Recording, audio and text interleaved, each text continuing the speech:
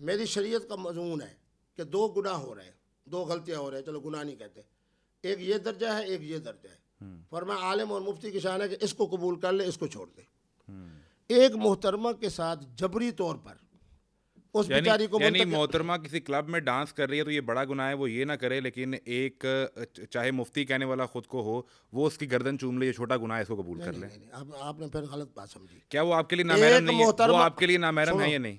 मैंने जब बेटी कह दिया तो फिर जब मैंने उसको बेटी तो वो दिया, बेटी तो वो होती है जो आपकी बेटी हो, जो आपकी बेटी हो। मैं आलिम नहीं हूँ, मैं आलिम नहीं हूँ, मैं आपसे पूछ रहा हूँ। नहीं, मैं आलिम नहीं हूँ। हर मुसलमान आधा मुफ्ती है।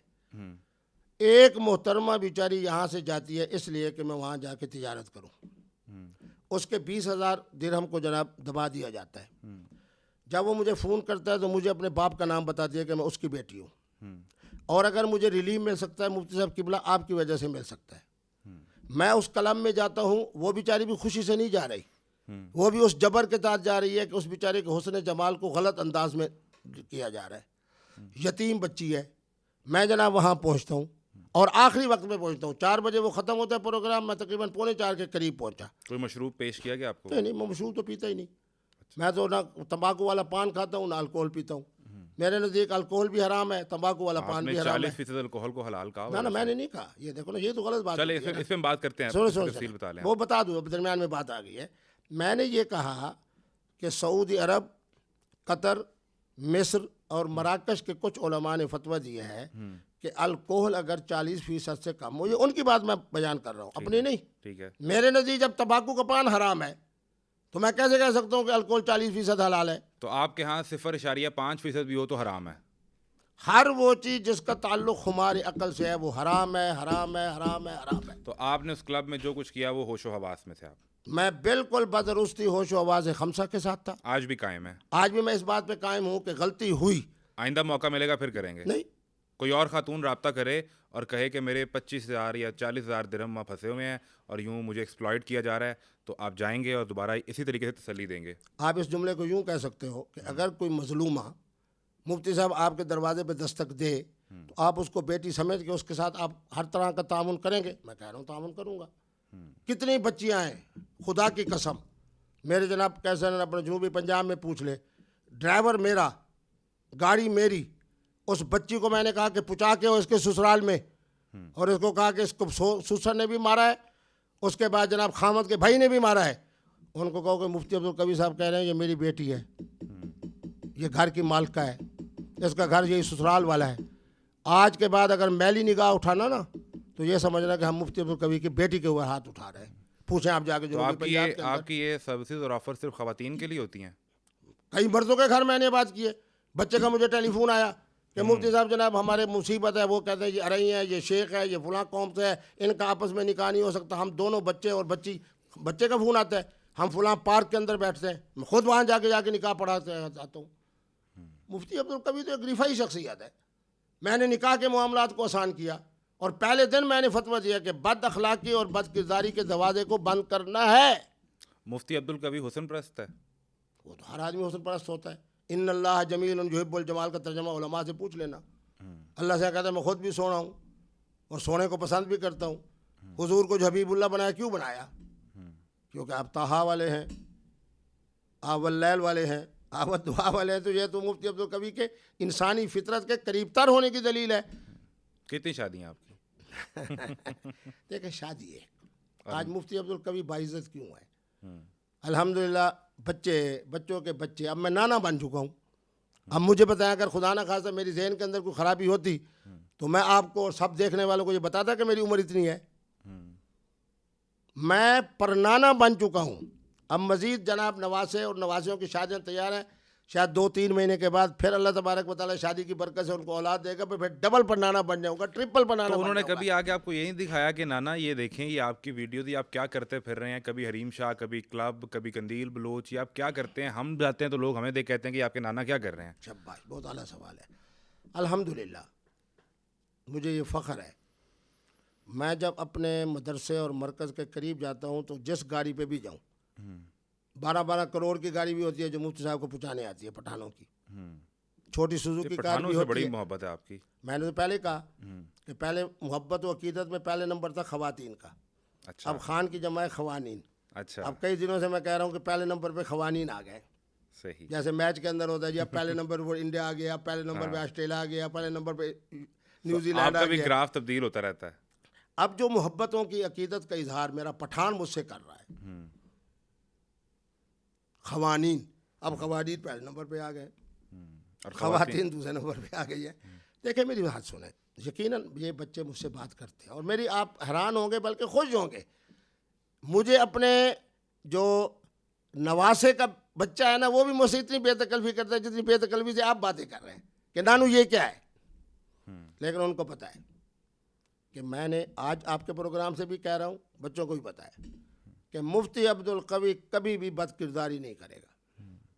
मुफ्ती अब्दुल कवी के यहाँ निकाह के तसव्वुर के अंदर वुसअत ज़रूर है, लेकिन बदकिरदारी करने का क्या माना है। तो आपकी शादी एक ही है शादी है और निकाह अल्हम्दुलिल्लाह। कितने? मैंने उसी निस्बत से अपना नाम के साथ लिखता हूँ अल हसनी। और माना ये है, फिर अजमत की बात हो जाएगी कि सैयदना इमाम हसन के कितने निकाह थे, ज़रा पूछ लीजिए। बताइए। यार उलमा से पूछो ना, हर बात मुझसे तो ना पूछो। नहीं आज आप ही बताइए। बहरहाल मुख्तलिफ रिवायात हैं, तकरीबन 100 के करीब जाती हैं। सैयदना इमाम ज़ैनुल आबिदीन के कितने निकाह हैं? हज़रत सैयदा फ़ातिमा ज़हरा सलामुल्लाह अलैहा का दुनिया से पर्दा फरमाने के बाद अली पाक के कितने निकाह हैं? तो आपके कितने निकाह हैं? कोई नंबर तो होगा ना याद के नंबर भी याद नहीं है। नंबर से मेरे ख्याल में अगर दर्जनों की बात की जाए तो शायद दुरुस्त हो जाए। 4 दर्जन 5 बस दर्जन तकरीबन 60 इतने। 70। हाँ बस इतने तकरीबन हो जाएंगे। और ये कितने अरसे में रहे? जवानी से आज तक हैं या ये पिछले को 10-12 साल नहीं में? नहीं, क्योंकि मैं मेरी ज़िंदगी जो है, चूँकि मैं खानका ही आदमी हूँ, ये तकरीबन सिलसिला शुरू हुआ है, आप कह सकते हैं कि 1990 के बाद। तो पिछले को 30-35 साल में आपके 60-70 निकाह हैं। नहीं, लेकिन ज़्यादातर जो छक्के लगे हैं वो उस ज़माने से लगे हैं जब से मैं पीटीआई में आया था, यानी 2012 के बाद। तब से जा तो छक्का लगाने से पहले मेहनत बड़ी करनी पड़ती है। नहीं तो वो फिट रहना, फिट बड़ा होना पड़ता है उसके नहीं लिए। नहीं, उसके लिए क्या करते हैं? सुने, मैं आपके प्रोग्राम के तवज्जो से, बच्चों को भी यकीन है कि मैंने आज तक किसी मोहतरमा को पैगाम निकाह नहीं दिया। आपने खुद कभी पैगाम नहीं दिया? कतई तौर पर कभी मैंने मोहतरमा को तलाक भी नहीं दी। बस चल रहे हैं निकाह के साथ ही उनको इख्तियार दे देता हूँ। खुला का? खुलो कह दें, खुलो की क्या ज़रूरत है? जब मैंने उनको इख्तियार तलाक का दे दिया तो मुझे क्या ज़रूरत है तंजीह उस बेचारी को किसी अजाब में डालूँ। और बहुत सारे निकाह ऐसे हैं जो माली तौर पर सैयदा खतीजा की तरह थे, यानी मालदार। अच्छा।